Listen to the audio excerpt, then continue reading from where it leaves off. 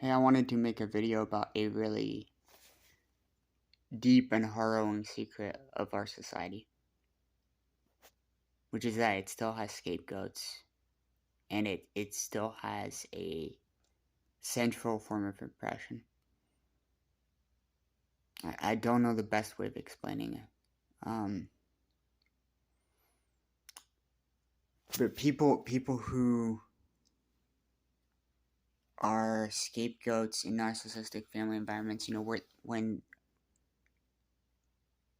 they get out and everybody defends the abuser, when they realize they stayed in the relationship so long because people kept telling them it's normal and essentially gaslighting them and stuff like this.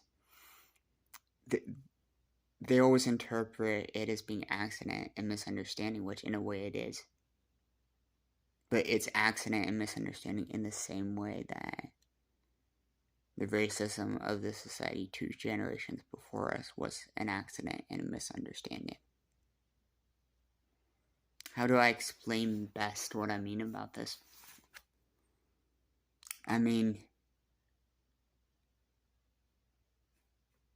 you wouldn't assume there could be such a thing as a discrimination based on a particular psychological pattern. But there is, because it is as spottable as your skin color, as the clothes you wear, to people who know what to look for. If you are a scapegoat in a narcissistic family environment, you wear a brand with you constantly that says, I don't put up boundaries. I don't protect boundaries. You can make things up about me. I'm gonna make myself look bad. I'm not trying to make myself look good.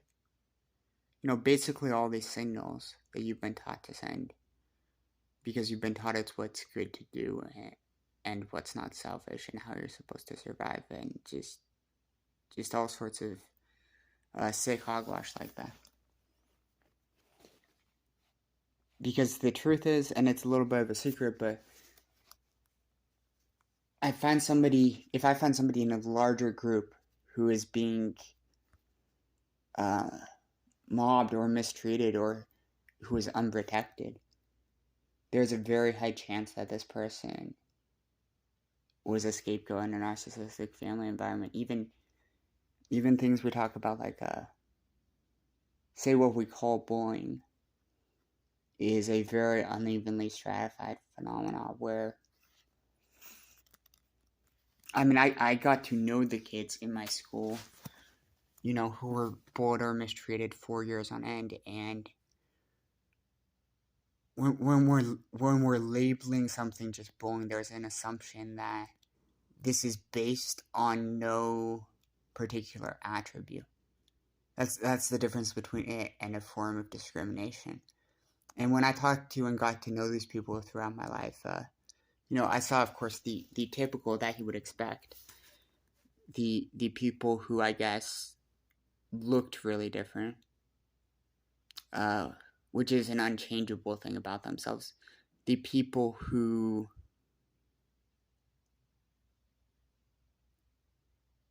had some sort of undiagnosed social disorder.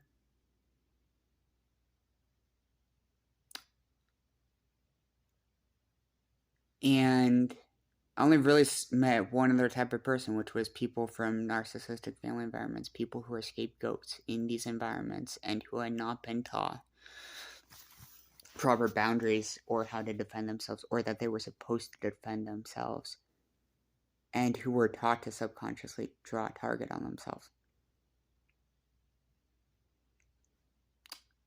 I never ran into anyone else among the persistently quote-unquote bullied.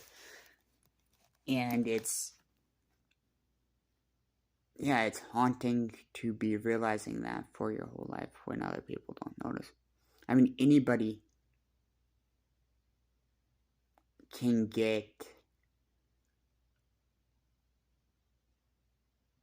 bored in the sense, some weird small thing happens and for a few months you get bored. But if you're seeing somebody who's an outsider and a target in every group they go into, it's probably because they have reactions that signal that they're attackable. The main thing of which, I mean, the main source of which is just not being taught boundaries. And whether people realize it or not, they're actually targeting people based on their having trauma. I have a friend right now who's coming out against somebody not on the quite rich enough to be on the Forbes 100 list, but he's probably on the Forbes 200, 300 list. I mean, he is. And she's having a very hard time because she is testifying against the guy who raped her as a kid. She actually had to flee from India, and being a billionaire in India buys you a lot more than even Epstein or Bill Gates or anybody could get in the US because there's so much local corruption. So she got a hit placed on her that a police officer tried to fulfill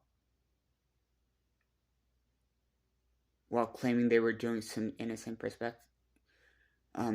And that's the second assassination attempt she has faced. Well, guess what?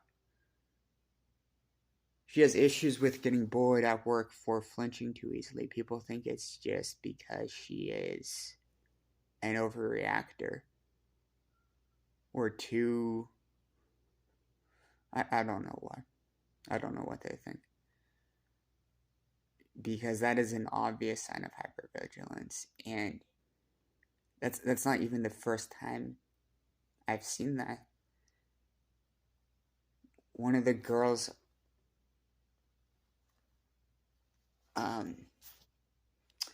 I was with, one of the girls I got to know in elementary school got attacked for flinching too easily, which is a sign of hypervigilance. So I'm just saying, this stuff it's not really fully random. People don't know what they're doing, obviously, the facts. Some of them would be horrified, but if you're looking at people in a position that nobody wants to be in, there's some actual vulnerability there. And so much of the time it links back to trauma. And yeah, I just don't know if people who are scapegoats in narcissistic family environments really understand that they are a socially discriminated against group, not just a discriminated against in the narcissistic environment they grew up in, but socially in really deep ways and really pervasively, and it's being hidden all the time. And the left that claims they care about oppression will never talk about something like that.